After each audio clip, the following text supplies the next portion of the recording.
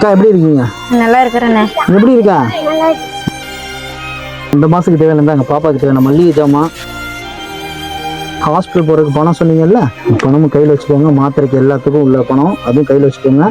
பாப்பாவுக்கு இந்த மாசமும் நீங்கள் போயிட்டு செக்அப் பார்த்துட்டு எனக்கு என்னங்கிறத சொல்லிடுங்க.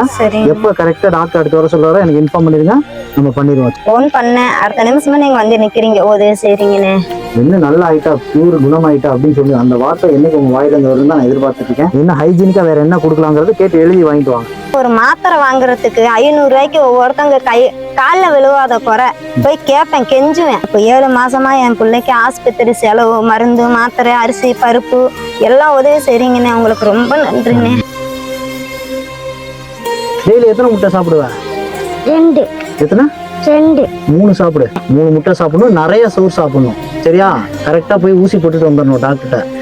சரியா?